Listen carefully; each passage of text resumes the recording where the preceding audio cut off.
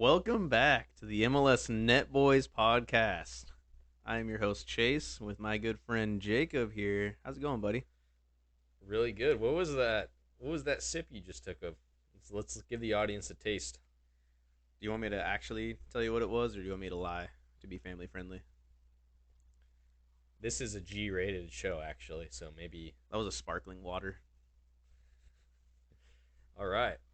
I'm good. I'm good. It's a nice sunny now day here in Oregon. Love to see it. It's been like the worst weather. Yeah. Let's just make this a weather podcast.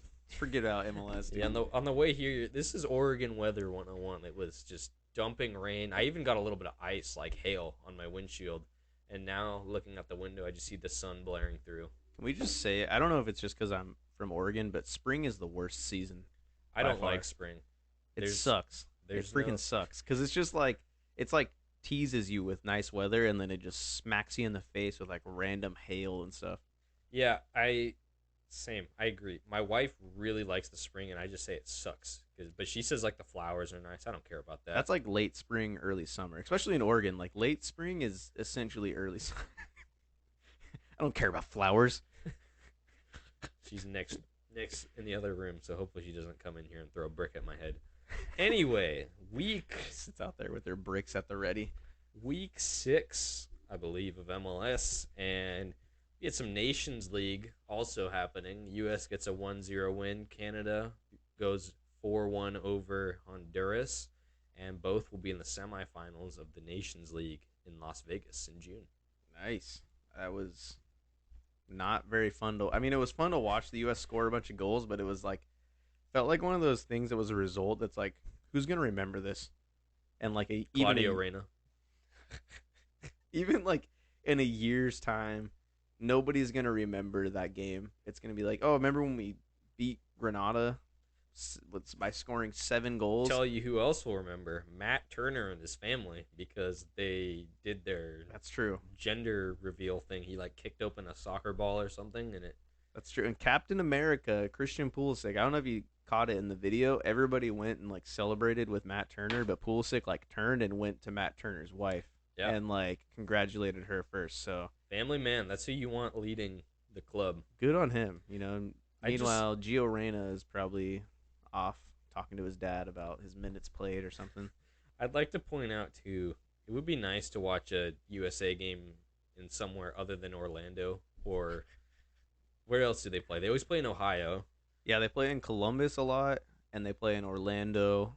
I don't can't name it very many other places they play their games at. It's not like we have a giant country where we could host like in 150 different stadiums. Yeah, it's. I mean, there is kind of that weird balance of like they need to fill a stadium out, so they can't do like too big of a stadium, but also yeah, like spread the games around the country a bit better.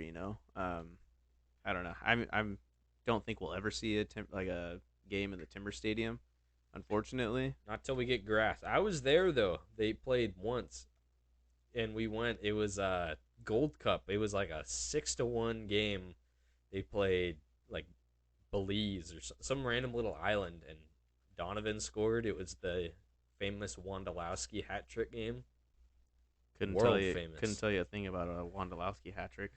You know what is more famous than that is Wondolowski missing that sitter in the 2014 World Cup against who? Belgium. Yes, sir. Welcome to our listeners from Belgium, which we appreciate a lot. You know, one thing we would really like is we have our email. It's at mlsnetboys@gmail.com. Send us a comment, question, tell us about yourselves, you beautiful people from Belgium. Anyways, let's move on from that. Just don't email us if you're from Seattle. I'm just kidding. We're just gonna get a bunch of hate mail from Seattle. No, we appreciate the Seattle people too. All right, let's just dive into it. There was a action-packed week of MLS. We picked probably the worst games to do score predictions on, as it was 2-0 and a 1-0 game. But let's start from the top. Let's just dive into the games. You go ahead and kick us off. Yeah, so Atlanta hosting New York Red Bulls. Atlanta 1-0 game.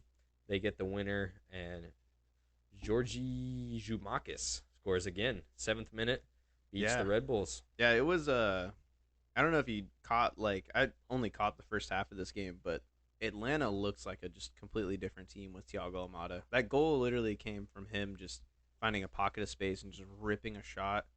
New York keeper definitely probably should have parried that wide or caught it, and he just kind of parries it right back into the box. And Giamakis just does what good strikers do and like sniffs out an opportunity like that and just buries it. Yeah, good bounce back after getting crushed by Columbus for Atlanta. Next up, Cincinnati hosting Miami, and Mosquera, their center back on loan from Wolves, gets the goal 1-0. And yeah, Cincinnati kind of bouncing back. Miami not really impressing me though. This is what I was saying, man. Miami was overperforming in their first couple games. They definitely aren't as good as they were showing. They were just scoring these insane goals that were low XG, but it's like they say, the stats don't lie. Eventually, they'll fall off when they aren't performing up to their XG. That's right. And then one other quick note. I don't know if you saw the rumors. Brandon Vasquez linked with Borussia Mönchengladbach. So Yeah, that would be a big loss for him, but that would be kind of an exciting move for yeah. He's the league. already actually, from what I heard, he was already studying German. Like he's been studying German since last year, and he's said in an interview that that's a league that he would like to play in. So looks like the stars are aligning. He might go to Germany, and that's a good club for him to play for, actually. Back up Joe Scally, and they could form a connection there, and right back to striker. Hey, you know who else? Former U.S. men's national team legend who played a lot of years there? Fabian Johnson. Remember that guy? I Dude, do remember him. every time I try to look up that guy, I cannot find anything about him. He like his last season played was in like 2019 or 2020, and I have seen nothing. I don't see any social media. I hope that guy is alive and okay. Just on an island somewhere in the Caribbean, just retired without telling anybody. He just never showed back up. Dude, that guy was solid. I miss having him in the national team. He was versatile. Solid left back slash left winger. Got up and down the field. He's kind of in that era of like Jermaine Jones, that Pl- Klinsman area where we were kind of pulling these random German guys into the team. I believe he played right back too for us in the World Cup He because I did. remember they slotted him back to kind of keep up with Ronaldo. Um, but it's okay because it's not Ronaldo like still got an assist that game, I think, I don't. Actually, I don't remember what happened in that game after the 93rd minute. I hope. I just remember it was a 2-1 win. with a Jermaine Jones worldie. That's right. The streets won't forget. But enough about the U.S. national team. Um, Dude, this we should rename this just to the U.S. Men's National Team and Timbers podcast because we go on these rants about like the teams we support I mean, quite frequently. yeah, that we're true fans though. Through the hard and through the good. We really started this podcast just to convert like people in other countries to be Timbers fans. That's So right.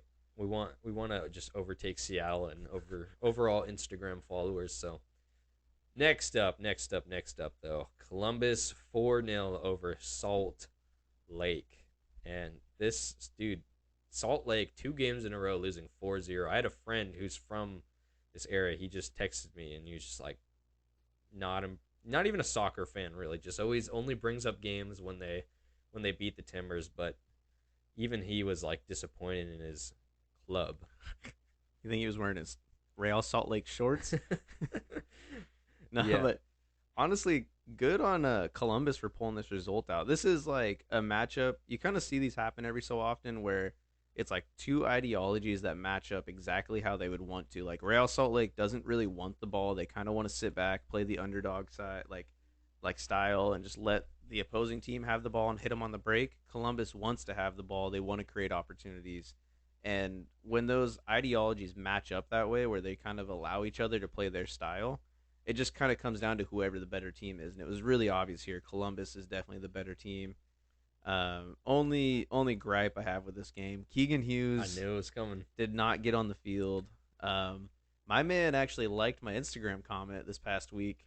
I saw that, dude. We gotta, and anybody listening, we'll do it too. We gotta start spreading the word on his Instagram. Keegan I Hughes. started out soft. I didn't want to just immediately like ask him to come on the podcast. I started out soft with a KH22 with a couple fire emojis. just make him feel like he's Ronaldo with like the CR7. But I used to do that to Alvis Powell actually, because he had a hat that he wore that was AP2. That He, was because he wore the number two, Alvis Powell, so AP2, I and I want to would know where he bought that or who he asked to and it manufacture that. the crazy part is like it wasn't even like a hat that like had a sticker like a patch put on it. It was like embroidered into it, so it was like somebody actually like created that thing for him. But I I remember I would go on every single post of his, or I would go on every single live stream, and I would comment AP2 with a bunch of fire emojis, and he would like always like my comment or like comment back or something. And I still do it occasionally today. Yeah, I same thing. He used to have these weird live streams. Like he'd go back home to like Jamaica, like in the off season. Me spending time with family was super cool. But he would just be like shirtless, like eating a bag of chips, like listening to like really loud music, and then he wouldn't even be like talking. He'd just be kind of like sitting there chilling. And I would do the same thing. I'd always comment stuff, and he'd always respond back. So if you guys see an Alvis Powell live stream, just hop in, and he'll converse with you a bit. Dude, him and Dairon Espria used to have the most like fun like with their live streams like post game and like in away days like hotel room.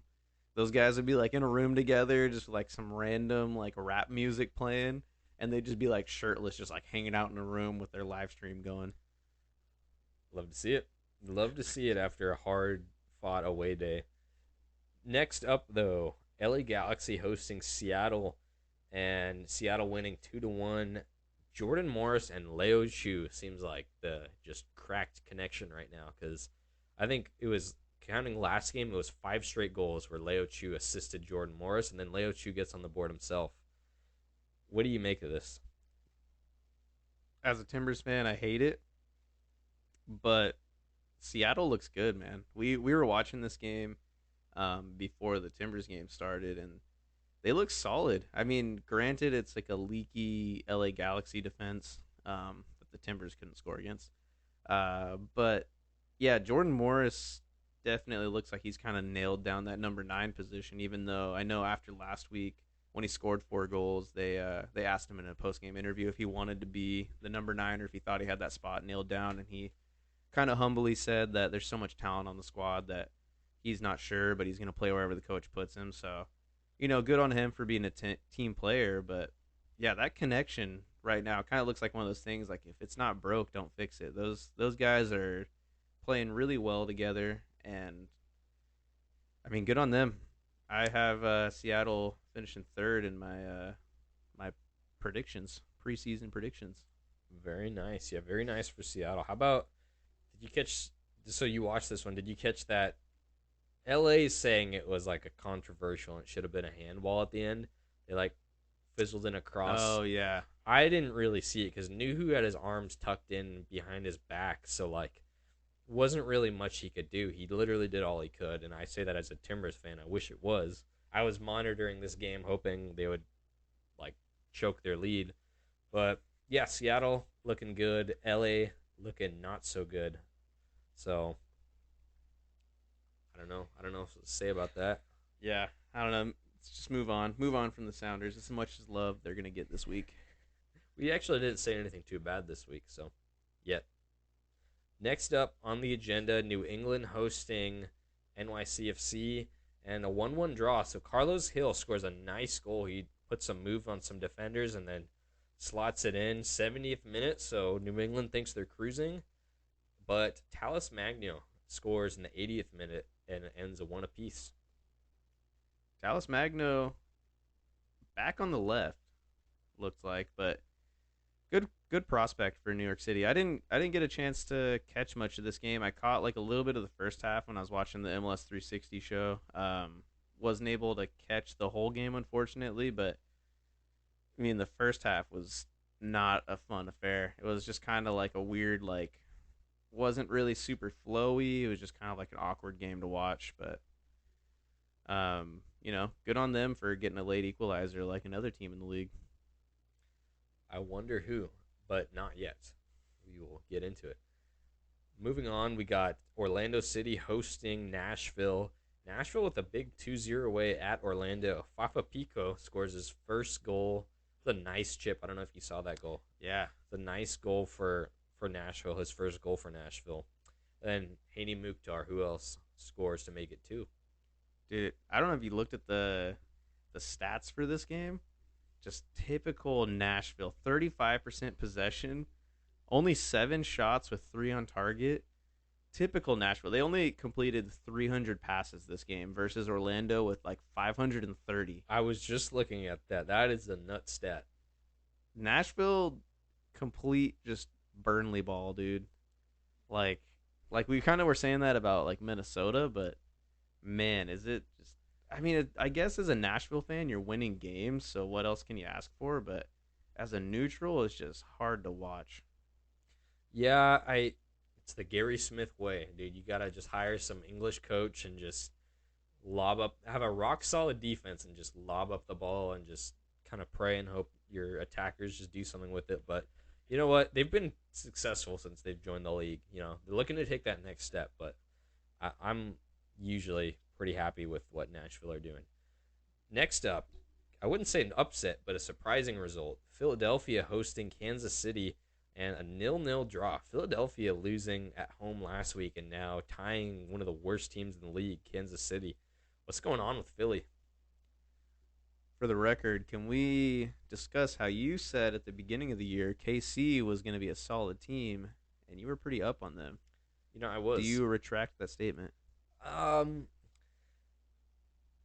I, obviously it would be the smart thing, but if you look at their like XG and like they're getting a lot of chances, they're just not finishing. I didn't really watch this game, I know, but I remember like the LA Galaxy game, they're getting like 30 shots, Yeah. and they're creating stuff. I think it's just once that they get in that rhythm, it took them a while last year to get going, but towards the end of the season, they were one of the best teams like points wise, and so I think it's just I don't know. I think it'll just take a little more time for them, but I think they'll be solid still. I maybe not as high as I predicted, but I think they'll make the playoffs. I think they do figure it out. That's fair. That's fair. I could see it. I could definitely see it happening with Sporting KC. I think they'll always kind of find a way in the league. But yeah, back to the game though.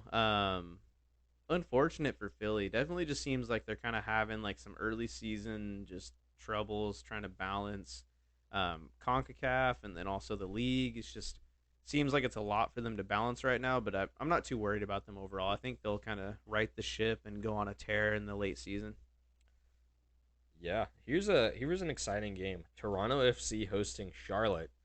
Toronto FC up two With the zero. Olympico goal That, from Bernadeschi. that's right. And it was a nice, yeah, Olympico. And then Michael Bradley doubles the lead. But then Charlotte in the second half scored 2 goals, one of them by Kamil Jazwiak, who we said was their worst ever signing, actually. But still, 1 goal in like a season and a third, or however long this season is. It's funny you bring that up because recently Jacob and I were starting an FM save, football manager save with one of our other friends, and we did like a randomizer to see what teams we got. Jacob got Toronto, our other friend got Charlotte. So it was kind of like a rivalry match for them here. And the first thing Jacob told our other friend was to sell Kamil Jazwiak right away. Said, don't keep him, just sell him as soon as you can. And then look at him now. He scored 1 goal. Look at him now. But no, it is funny. I was gonna bring that up too. Yeah, we did an MLS FM sim. I've never played the game. I have never played the game. We either. wanted to just pick random. We're Portland fans, all of us, so we didn't want to just pick Portland. So, Toronto FC is gonna be my second team now. They're my Eastern Conference club. They're my FM team. I got Columbus, and I'm feeling pretty good about what I got. You're gonna throw in Keegan Hughes, just Dude, I'm straight signing Keegan Hughes from Columbus Crew 2, and I'm going to put him straight into the starting lineup. This next one, let's not even go into detail. Chicago hosted DC 0-0. Point each. Boring. I think both of those teams are probably happy with that result. It's kind of depressing. Next up, I no Chicago. Their fans have been pretty vocal. Actually, I will say. every time every time we talk about either of these teams, you're just like, dude, the fans, like, I really feel bad for the fans. It's like a sympathy like talking point Dude, give them almost. something to, dude. One of my favorite MLS like content creators, I guess. Danny T Radio. I don't know if you've ever watched this guy, but he's like he's like a Chicago Fire fan like from his whole life. Like he started going in the 90s and stuff. Loyal fan, and he just talks about how this team like he has this video called like a dozen years of hell, and it's just like the last 12 seasons in Chicago, made the playoffs like twice, and it's like every single time it looks like they're making good moves and doing right decisions with their club, it just like by the end of the season it just fizzles out. Like their rebrand, their random big player signings, like nothing looks like it's going good. And then the one team they had a good one year they had a good team like in the last 10 years, 2017 when they had Nemanja Nikolic and Oh, that's right. Frankowski and Schweinsteiger, they just blew up that team like within like 2 years. So It is unfortunate, and one thing I do appreciate when we kind of bring up the fans of these teams is like when you listen to like the big like MLS podcasts, like I mean Extra Time is kind of the main one. All you hear about is like LA Galaxy, LAFC, Atlanta, New Seattle. York, Seattle, and their producer's like a big Seattle fan, so they just like kind of just kiss up to Seattle the whole time. But it's kind of annoying. Like I listen to their podcast every week. I really enjoy it, but they only talk about like the big teams, and like when they're kind of questioned on it, they're almost like snarky in the fact that like sometimes they'll say like, well, like these other teams haven't given us anything to talk about. And it's like, yeah, I get that. Like when you see a 0-0 from Chicago and DC United, I don't want to talk about it. It's a boring game with Actually, I was gonna say let's spend the rest of the episode on this one. So. let's break down chance by chance. We're actually gonna do a watch along on Twitch later. But no, I do appreciate giving some of these Spread the love, man. the small clubs like San Jose. Uh, San Jose is just minding its own business. We're talking about two different teams here. but it's like LA Galaxy, LAFC, those big teams, like they get enough love from like MLS and Extra Time, and a lot of the fan base that gets drawn into the league from other like countries and like neutrals, they kind of get drawn to those teams because the big names and the big budget. Dude, one last thing about Chicago Fire. They have this thing at their stadium, and it's called ice cream nachos. And I'm gonna show you a picture of this because it looks like a total gut bomb, but it looks That really sounds horrible. There's no Ice cream nachos. There's no cheese on it or anything. Is it just chips with ice cream on it? It's like, but it reminds me of like you go to a Mexican restaurant, and they have like that dessert with like That dessert I've only ever seen at the Ixtapa in Silverton. So So- weird like fried tortillas with sugar and like whipped cream on it. That's kind of what this is, but it's like it's just like tortilla chips. tortilla chips, so like a little bit of salty but sweet. I don't know. Dude, I'm not a fan. I'm tired of going to Timbers games and paying $6 for a watered down hot chocolate. So next Well, up, you know what? I just looked up Chicago Fire fun facts. It doesn't even come up with the club. It just shows The me the TV most show. famous fire in American history claimed about 300 lives. it's kind of sad. Every time I search about this club, which albeit isn't often, I just see Chicago Fire. It's like a fire department drama on like some random TV network. But hey, Dude, I'm scrolling so far and I still am seeing nothing about the club. It's just everything about this. Maybe is that what they named their club after? yeah, it was like a historical like. Fire that happened in 1871. Yep. I don't know why you name your club after that, but I'm sure a lot of people were their lives were ruined by it. But hey, next up, we I just Let- learned something today on this podcast. That's weird. That's yeah, a I'm weird sure way to name your club. any of our overseas listeners probably, I'm assuming, wouldn't have known that, but there you go. Next up, FC Dallas hosting the Portland Timbers, and Dallas scores 74th minute.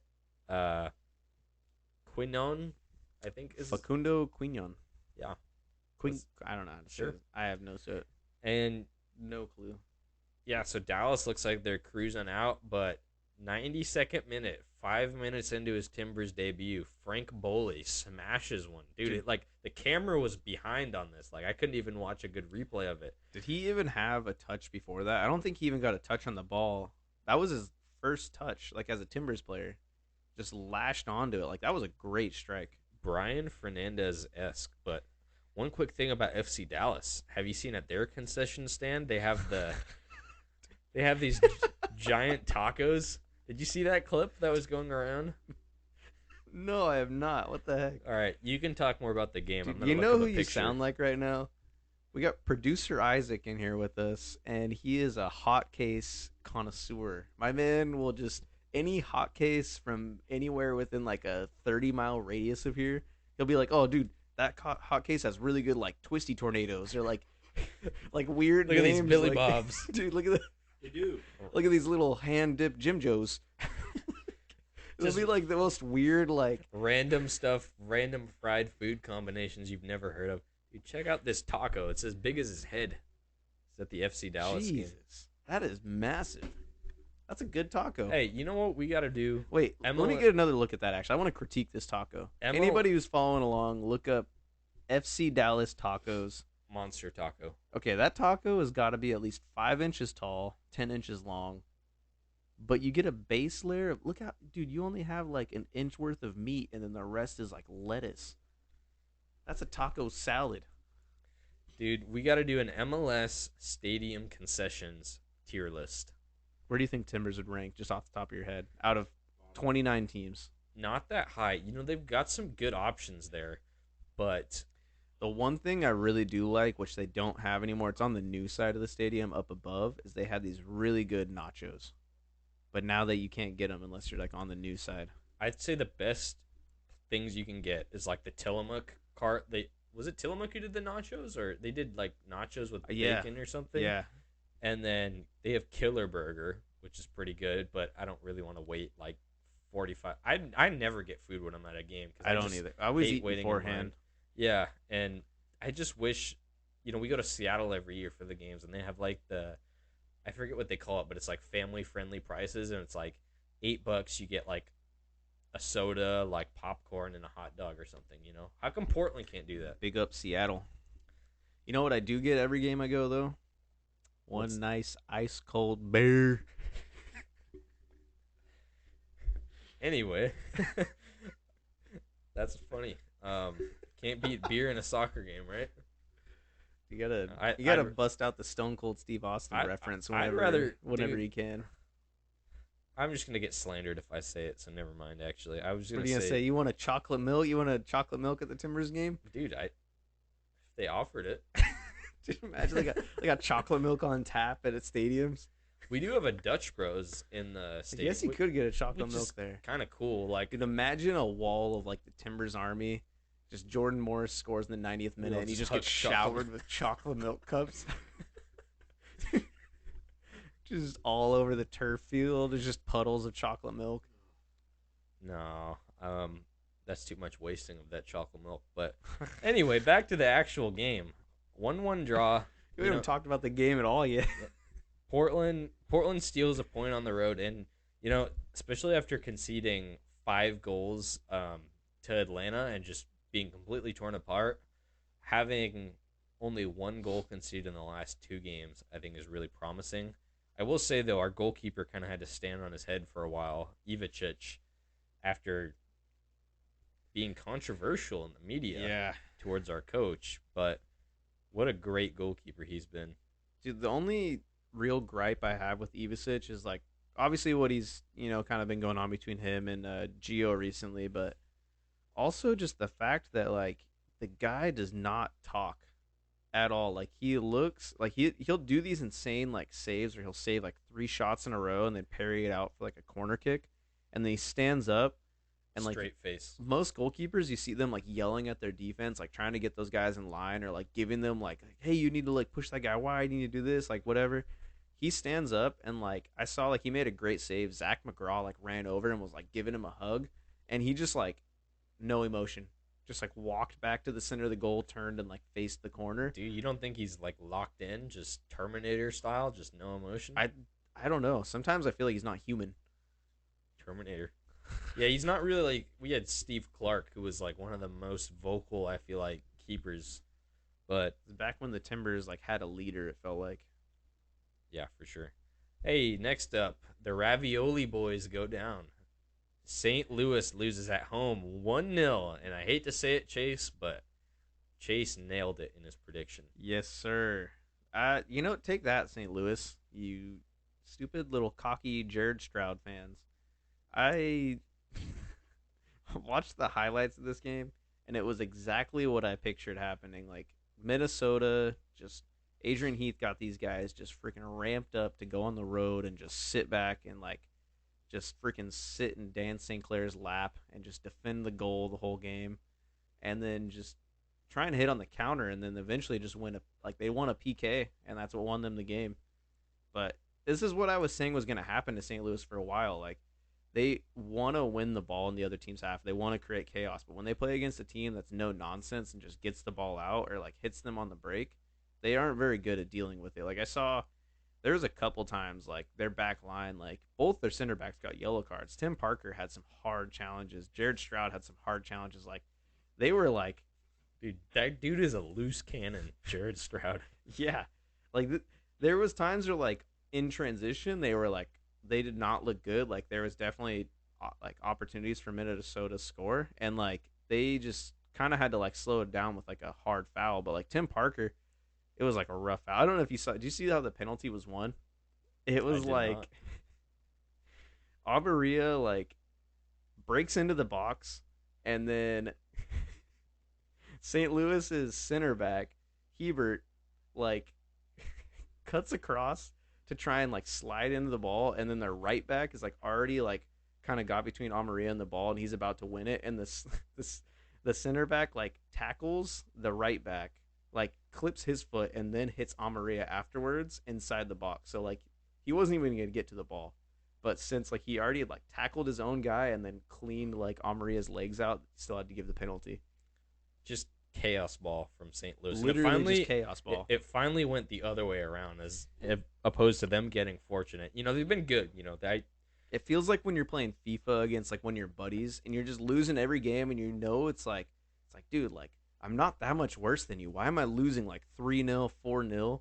And then it's just like every little thing is going their way. That's what's been happening with St. Louis, dude. Like they're just getting the ball passed to them. They're just getting like clear open opportunities, and now finally like it came back against them and like what didn't is work out. Yeah, what a start still. I think they're still top of the supporter shield, so Yeah, good for yeah. them. Well, I mean, yeah, I can't take that away from them. I just think that they're gonna slow down a lot through the rest of the season. For sure. Next up, another one we predicted, another stinker. Colorado hosting LAFC, and we both predicted big wins for LAFC. No, actually, I predicted Colorado to win, but 0-0 draw. I think the cathedral that is Saint Dick's Sporting Goods Park was too much for Chiellini and Vela and Buanga. The boys couldn't handle it. Did the away day, went to Colorado. How about the big home return for Kellen Acosta, his old stomping grounds? True, Big true. It's storyline.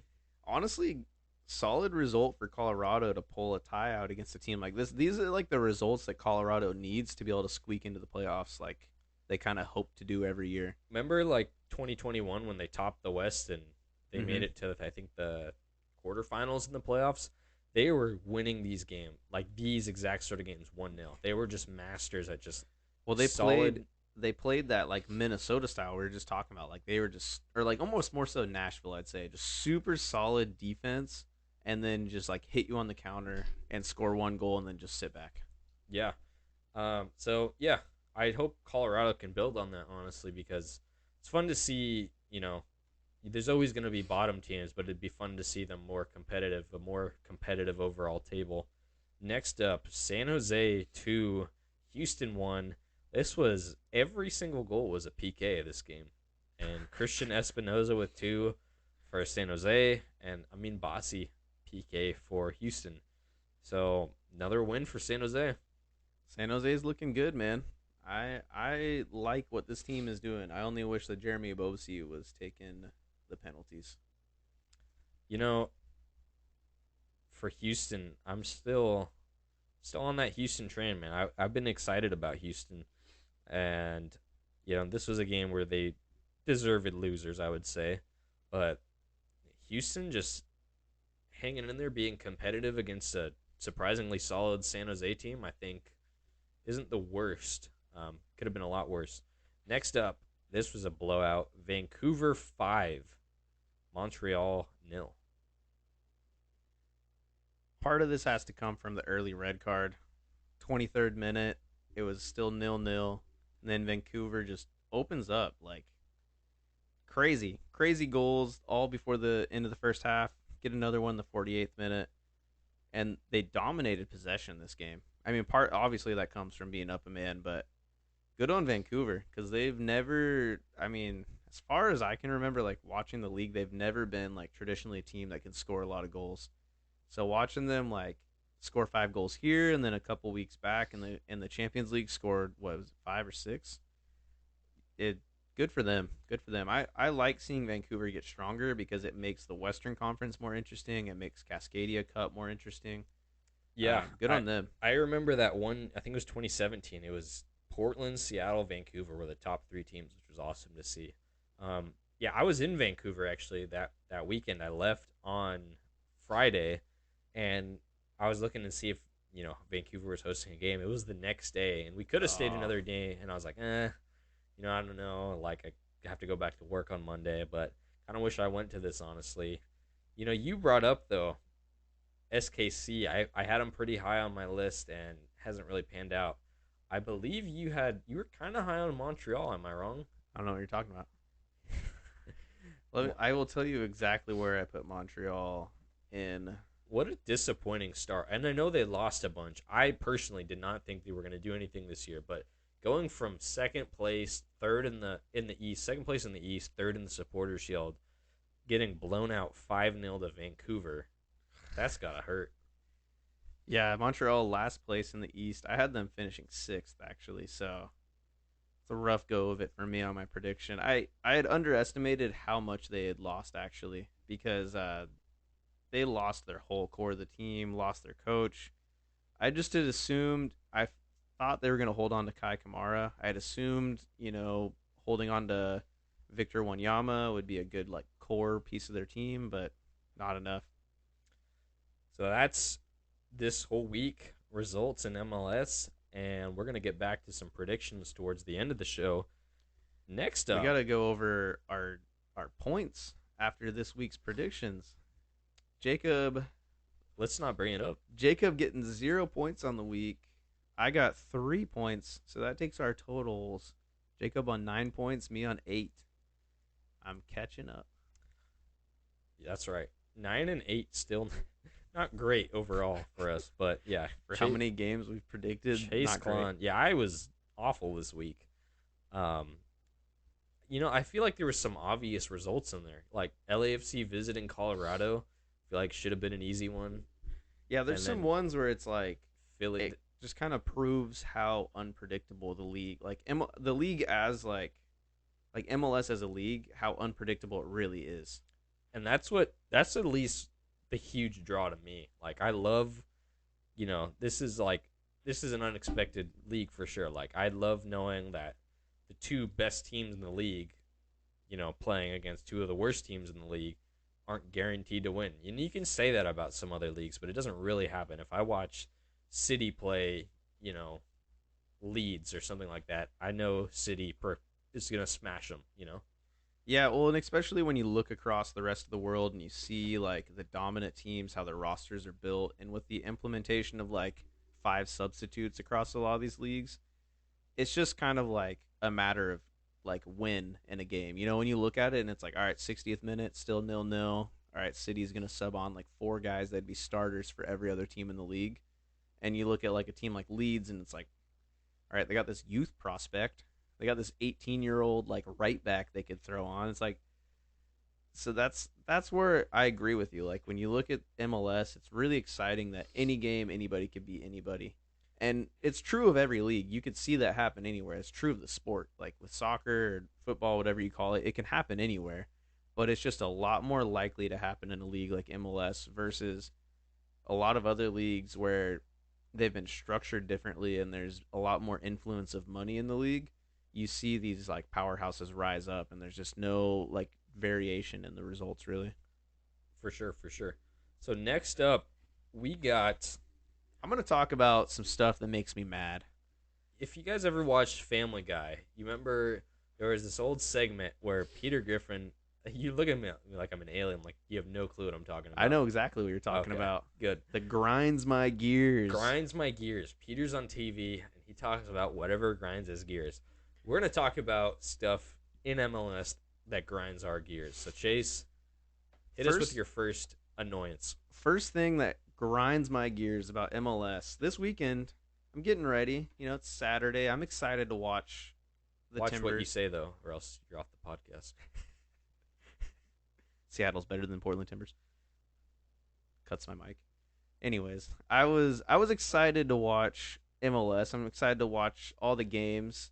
Only little snag is, I have to go to my girlfriend's family's having a birthday party around like 5 o'clock. So I'm thinking, okay, no biggie. There's usually games starting around 1. I can, watch a couple games, watch the 360 show, and I go and I look at the MLS app or the Apple TV Plus. No games are starting until 3:55. It says every game's at 3:55. Which is a Which lie, too. which when you so that means East Coast time 6:55 p.m. So okay, I'm like no biggie. That gives me an hour to watch most of the first round of games. I log in and I just get the freaking the three Stooges standing up there. I get Sasha Kleshton, Bradley Wright Phillips, and Kalen Kyle. And then the dude with Just the glasses. I oh can't yeah, remember and his whatever name. that weirdo is that just throws every question to Kalen Kyle. Just, I don't know. That group just annoys me. I like Sasha Kleshton and Bradley Wright Phillips as players. Their takes on MLS is annoying, and Kalen Kyle just has to like interrupt everybody, dude. It's frustrating. I don't want to be like I don't know. They did a lot of great things in their career. Obviously doing a lot now for themselves, but it was just frustrating. Like they advertise the start time as 3:55, but the game doesn't start till 4:30 because they want people to tune in for this like pre-game show that they know nobody's gonna watch otherwise. Yeah, see, I completely agree. I actually like the 360 show. I'll disagree with you on that, but I like the 360 show. I don't like when they cut back to the studio. oh, okay. See, I don't even mind that. What ticks me off is yeah, the start times cuz so I work during the week and then Sundays I'm at church and doing stuff. So I really only get one day to like, sleep in and kind of enjoy games and having those games on Saturday is awesome. But then yeah, when the first game is until like past 4 o'clock in, you know, Pacific time, Oregon time, if I'm doing anything on a Saturday night, which that's, usually the night people are doing stuff, I'm going to miss like every single game. And I wish they maybe did like one Friday game, a Sunday after, just like a little bit different, like Yeah, one or two games. what is up with this lazy scheduling of like we're gonna put every game on one day of the week? 14 games in one day. 14 games on one day. It's like I understand for like MLS, just like it makes it predictable. Like for a casual fan, where they like, oh, Saturday is the day my team plays. I get to watch my team on Saturday, and it makes it easier for attendance at the stadiums. But as like a person who wants to like absorb as much of the league as possible, it's really hard unless you just want to kill your Saturday by sitting down. Watching 16 hours of Major League Soccer. And the thing is like they have like 6 games going at once, and then like the second time starts and it's 6 more games at once. It's ridiculous. So, anything else to say? Any other grinding your gears? Because if not, I got one. I think that was for me the only one I had this week. What grinds your gears? So, not technically MLS, I would say, but it's a U.S. soccer problem. But I'm speaking on behalf of MLS. All right, lay it on me. U.S. Open Cup is starting currently. It's the lower rounds have already started, but it's gonna be a little bit till the MLS teams play. How many times have they done that stupid like centralized like bracket thing where it's like you play the same team, like Portland for example? Obviously, we're gonna talk about. Portland has played Seattle or San Jose or LAFC. We're in this like Pacific Conference thing. Oh We yeah. play the same three teams every time, and we don't have USL teams on this side of the bracket. I think Sacramento Republic's the only one, but whereas you have other regions who have USL teams, like kind of in the Midwest, we play the same teams every single year. And unless we advance far, we have no diversity in the clubs we're playing. We're not playing Tampa Bay Rowdies or nobody from the East Coast or anything. And it just really ticks me off because we already play Seattle, like for example, 3 times a year anyway. Then you add in the Open Cup almost every year. You add in playoffs. It's just lazy, lazy scheduling. And I get it. They, for especially the smaller teams, they want to cut down on like certain costs and not ask this borderline men's league team to like fly across the country, but have some sort of like That's where I think difference. there should be some sort of like general fund. Or I agree with you. I see the aspect of like you don't want to have these small teams. It's really hard for them to travel. And also a lot of times the fields they play on, the facilities they have aren't good enough to host like these MLS teams. But also there should be some sort of like general fund that these MLS teams pay into because they have so much more money. Like that's where the football pyramid should share its money. Like it could kind of spread down towards the lower levels. Like the MLS team should pay in, so if they draw a smaller team from across the country, they draw from that general fund and they get to travel to Portland. If we got the Tampa Bay Rowdies, or vice versa, every MLS team when they draw a lower team from a certain amount distance, they have to travel to that team. That's what I think would fix that issue. So you add more diversity, you get more interesting matchups, but also, I mean, then you might see more MLS teams just start to dominate that competition earlier on in the stages of it. Yeah, and I don't know, like last year was cool to have Sacramento make it all the way to the final. That was awesome for sure. But having, I don't know, it's just they just do those regionalized like pots, and I've watched them do the draws before. We have like the same group of teams we're gonna play against. It's just like kind of in the Northwest, and then like the California teams, and I'm sick of it. Really grinds your It gears, huh? really does grind my gears. All right. You feel better? Not really. I was gonna say But I feel a little bit better after that. you know, it was nice to share a frustration with I hope our anger is infectious and more people get upset about this. I don't But know. It seems like one of those weird things where I don't know. I've seen this happen for years since watching MLS, and I don't know if they're gonna change it. Probably not. probably not. They're gonna just focus on some other random expansion team and bring them up until we have 42 teams in the league or something. Love it. Anyways, let's move on to something a bit more lighthearted. We're gonna play some games today. We're gonna do a quiz. Another, yeah. We doing the game last week. We did a like who am I quiz game, and we're gonna try and do some variation of a more lighthearted, fun quiz. We're kind of just picking each other's brain and just going through some old MLS stats and knowledge, and hopefully you guys learn something too. So we're gonna do. There's this website Jacob introduced me to today called Sporkle, and we have a couple quizzes that we're gonna go back and forth on with each other.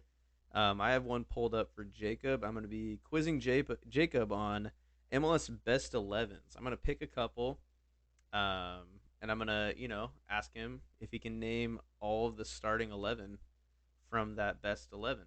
Or yeah, Yeah, so yeah, likewise, Sporkle is like this cool website where you can search whatever topic. We're on MLS, obviously, and they have these cool quizzes and stuff.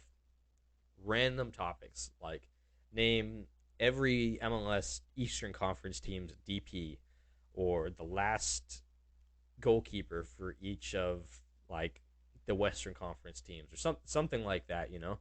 Um, the one I've got for Chase pulled up is the top 5 goal scorers per team for the last 5 years. So every team. So example, Atlanta. Who is their top goal scorer in 2022, 2021, 2020, 2019, 2018? The last 5 seasons. And I'm going to ask him, can you name these goal scorers for this club?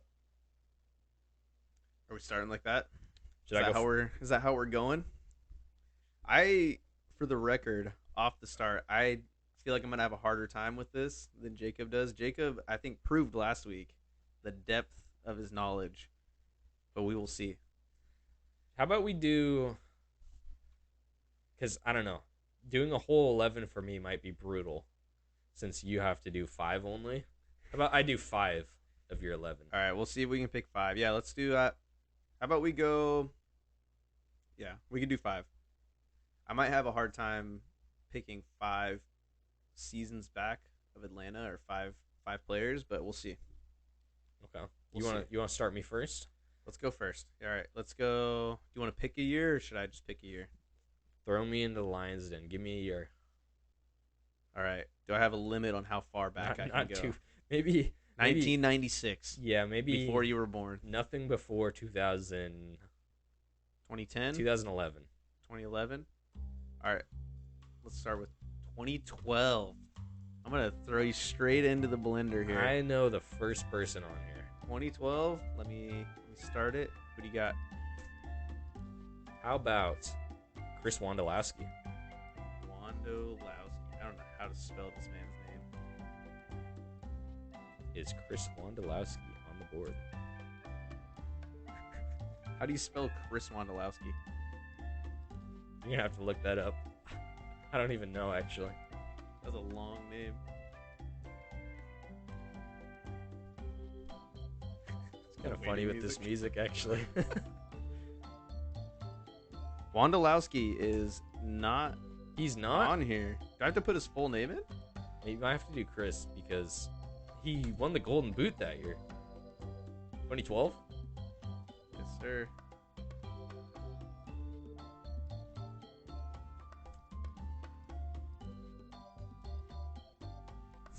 It's not coming up for any of these years. Oh, wait, here we go. Okay, it came up. It came up, but it didn't, like, clear out my text box. All right. Chris Wondolowski for 2012. Yes, you are correct. Sounds good. So, All right. What do you got for me? you know, I'm going to say, can you name one of the last 5 top scorers for the Montreal Impact? Top 5 last scores for the past 5 seasons, correct? Yep. So the top goal scorer per year for one of the last 5 seasons. Ignacio Piatti. Chase answers Ignacio Piatti. Yes, 2018. Ooh. Your last shot. 16 goals. That was a deep pull there. All right. So am I going with 2012 again, or do I just get to pick another year? Up to you. Let's go 2013. Best 11. You know, 2013. Robbie Keane. Robbie Keane. Give it to me. Yes, sir. Made it 4 years in a row. Wow. All right. What do you got for me? How about, can you name Vancouver Whitecaps, one of their top goal scorers from 2018 to 2022? That's really tough because I can't. Okay, wait. Last year, Brian White. Brian White on the board. Not last year, but 2021. Oh, okay. So Woo. still counts. Sheesh. 12 goals in 2021. Not bad. Dang. Go him. I like how this music's still playing. All right. I'm just going to leave it on here. Let's go with 2013 again. I want to test your knowledge here. Mike McGee. Mike. Is that McGee or Muggy? That's a great question. Mike Muggy up there with the Chicago Fire that year. Well done. I believe he was MVP that year. Well done, Mike McGee. Good for you. You know what? Next up. Actually, I'm going to do this one a little bit different. All right. This guy has been top goal scorer the last 5 seasons for his club. All 5. Last 5 seasons at his club. In the Western Conference. Including last year. Including last year, including the 2020 season. Wondolowski. No. Oh, man. Raul Ruidiaz. No way, really? Since 2018. I feel like he doesn't score goals that often. He's kind of slowed down. Last year was 9 goals. 17 was his biggest season in 2021. I feel like I'm in an elevator or like a fancy restaurant right now with the music you got playing for us. I don't even know if this is gonna come through on the other end. We'll see. It'll be If surprising. not, we were just sitting there as like Jacob was playing some music, like we were at like a romantic dinner with some candlelight, and we're just quizzing each other about MLS. Don't judge the track. All right, my turn to question you. Let's go to 2015. 2015. Javinko. Giovinco. I already know that's correct. Yes, sir. Great guess. Sebastian Javinko. How about, can you name top goal scorer DC United?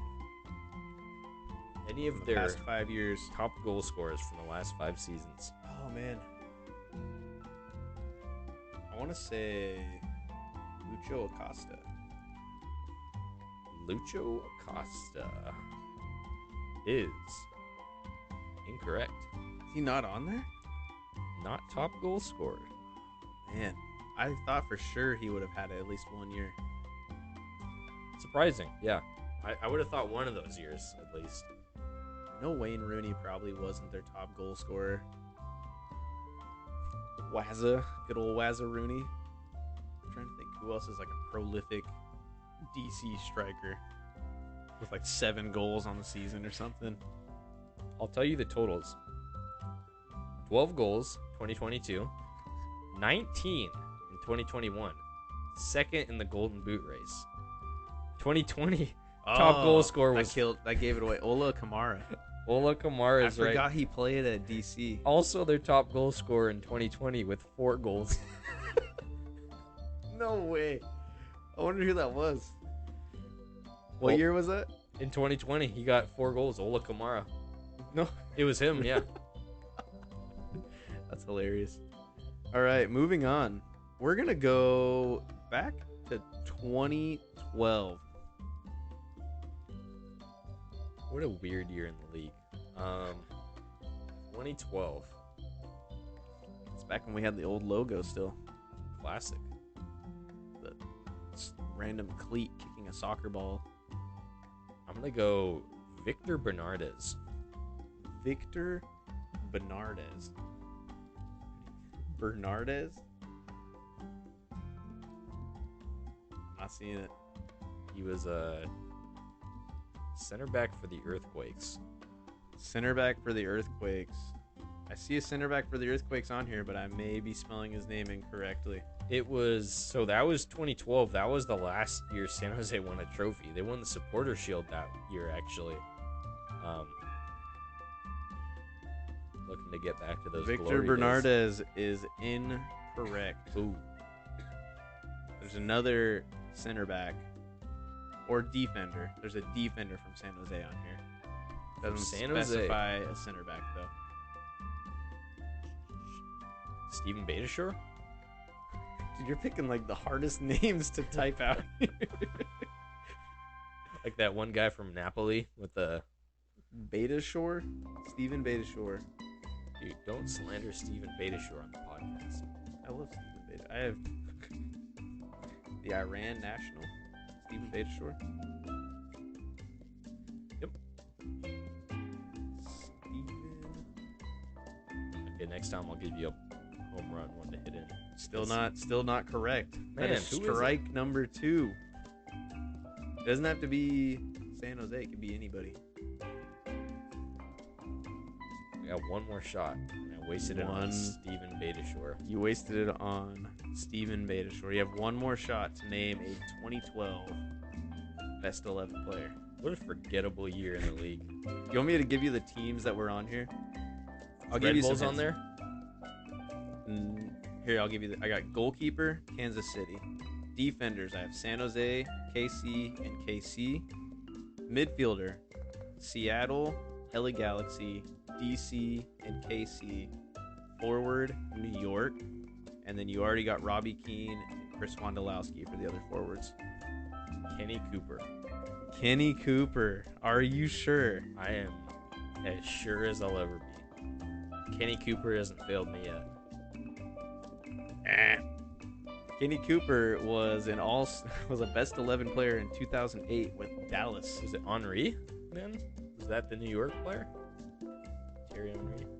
Thierry Henry Dang it. in 2012 Dude, I know Kenny Cooper was banging in goals that year though. That's with New York.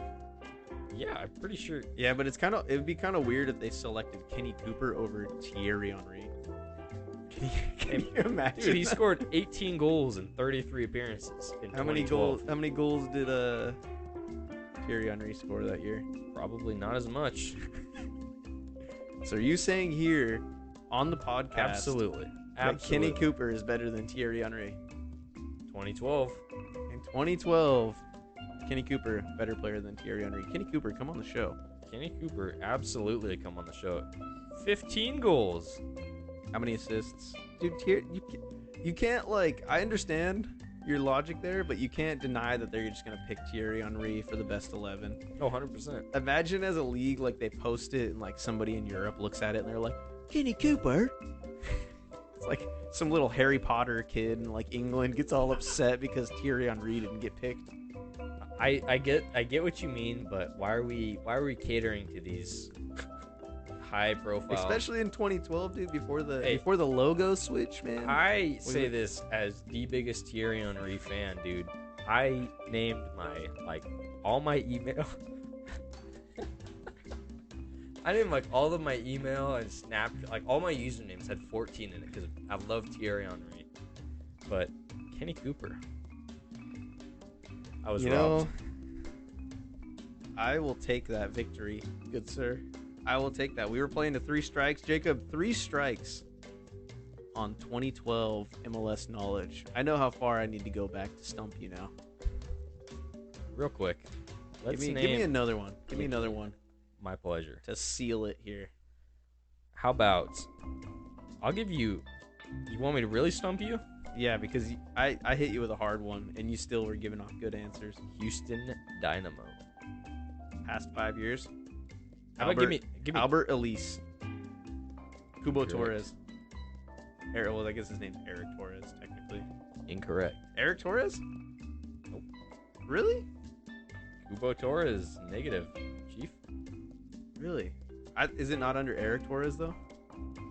So for Houston, he only had 14 goals in 3 years. Who else was a striker for freaking Houston? These are like the most forgettable teams, dude. What's wrong with the Dynamo? Dynamo? Dude, I know if you threw it way back, it'd be freaking Brian Ching. There's a good one. Back to like OG MLS days. Oh man, I forgot about that player. Yeah, that makes sense. Huh. Brian Ching? Forgot about Brian Ching, Oh, dude? that was like 2006. That was a little further back. That was like one of the first times I watched MLS was like a playoff game where like Brian Ching scored for Houston, actually. I think he scored like a bicycle. He scored a bicycle. He scored like a famous bicycle kick. Yeah. Do you want me to give them to you? Give me some hints. Give me some hints here. So, How many goals did they score? 2022, 13. Not bad actually. Oh, Maxi Urruti has to be one. No, actually. Ah, dang it.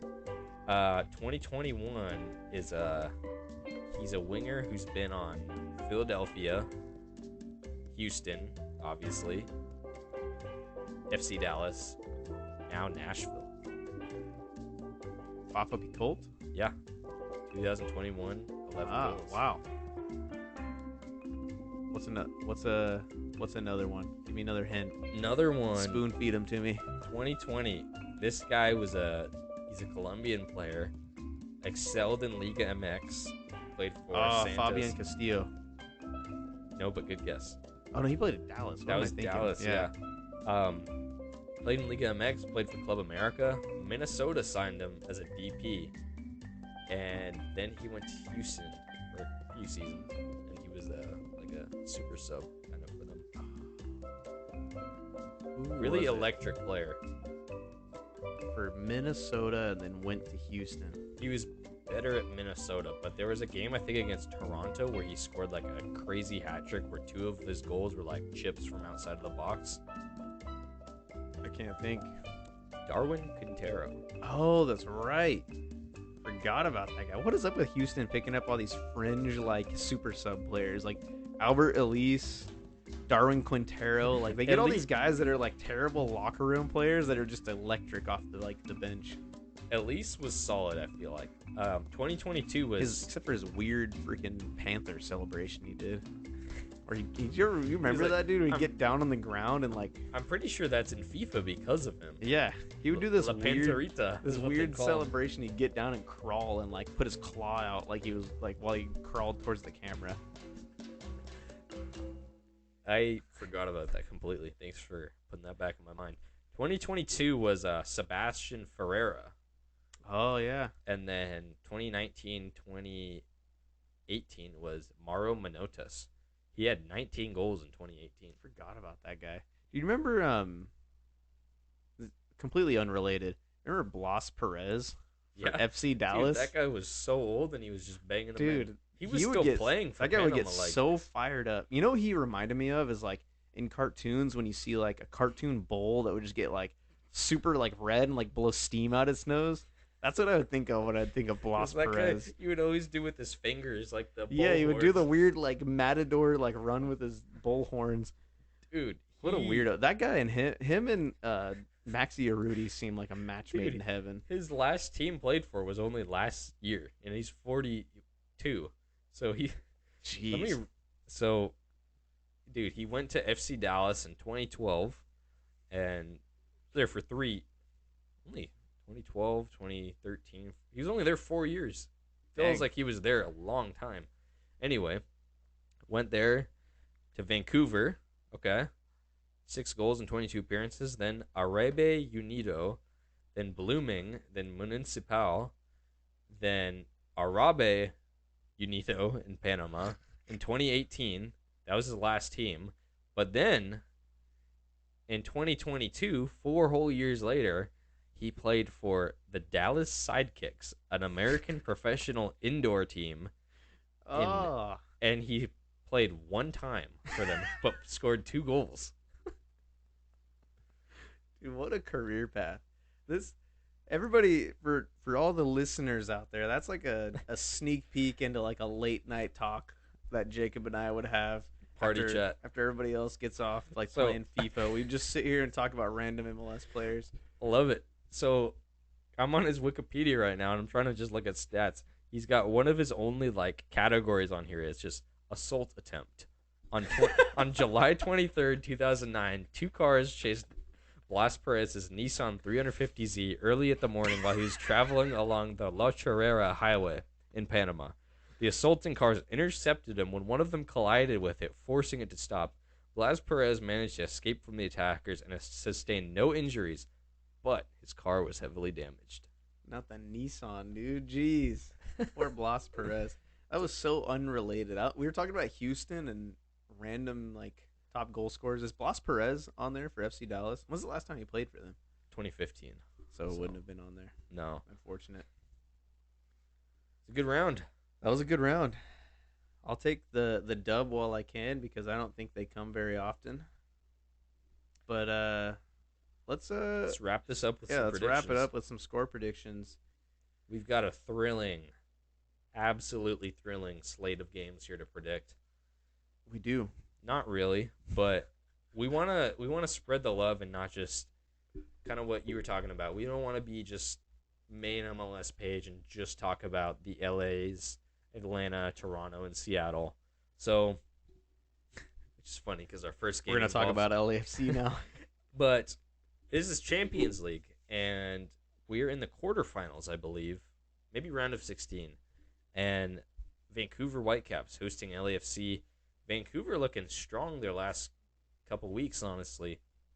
Tying Minnesota, beating Montreal 5-0, winning big in the Champions League, and hosting LAFC. I'm going to go Vancouver 1-0.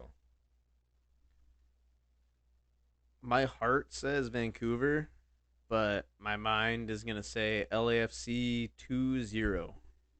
mature. See, I don't think Chiellini can handle the Can't B handle BC can't place handle BC place. I think it's just, where they have to section off like their whole upper deck because they can't get anybody to show up for games. hey, I'm excited to go. I'm gonna go there for the World Cup in 2026. I'm gonna Gonna take the trek up there, take the journey up. drive right past Seattle to go up to Vancouver and watch a game. I'd love to see both games up there. Honestly. Next, another thriller: Chicago Fire hosting Minnesota United. Minnesota still undefeated on the year. That's crazy. That's weird to think about. I don't think this is going to be a thrilling game. Minnesota want to sit back and just kind of let the other team hold the ball. So I'm gonna go with the Chicago win here, 1-0. Just because Chicago is gonna have a majority of the ball, they're gonna be able to dominate, but they aren't that great when they have the ball, honestly. See, Although they've looked really good without Shaqiri, as funny as it is. I can't, I'm spacing on his name, but that guy who's been playing as like their number 10 recently has been lights out for them. I'm gonna go 3-2 Chicago. I watched, when they played Cincy, they were pretty good. They were looking good. They choked a 2-0 lead, but it showed me they can hang with like some of these elite teams. And I don't really view Minnesota as an elite team. They've been solid this year, but I think results wise, I think they can pull one out. It's just Chicago games always seem like chaos, and like you can't really predict them. But Can't wait for them to play against St. Louis. that'll be a spectacle for sure. Last on the slate, Real Salt Lake hosting Charlotte FC. I'm gonna go with Charlotte on this one. I think Salt Lake's probably gonna sit back, let Charlotte have the ball a bit more. And this is exactly the kind of like game Charlotte needs. Like they're a team that wants to have the ball and they've played through it. Like they haven't been the best at it, but they've been trying to build up like a style of like holding the ball and being a possession based and attacking with the ball and like that's the identity they're trying to build. So this is a good game for them to try and build that. I'm gonna go 1-0 RSL. I haven't been too impressed with Charlotte, honestly, and Salt Lake's looked terrible the last 2 weeks. 2-4-0 losses, but they had a 2-win over Vancouver, I think, week one. I love Demir Krylock. I think if Justin Glad can hold them back there in the defense, I think they have some decent pieces. Jefferson Savarino that can make things work. I see a scrappy 1-0 RSL victory. That's fair. I'm going 2-0 Charlotte. Tuiloma on two separate free kicks. Yes, sir. Two banger goals. Anything else we need to go over today, Jacob? You know, I don't have much. Yeah, please email us. We're really looking forward to it. We're gonna get some social media accounts up there. We appreciate all the listeners, and then hopefully we'll have you get some more content on different areas. We're working on it. We will get there one of these days. But as for now, I think that's all we have today. So thank you guys all for listening. Keegan Hughes, come on the show. Come on, Keegan Hughes. See you next week.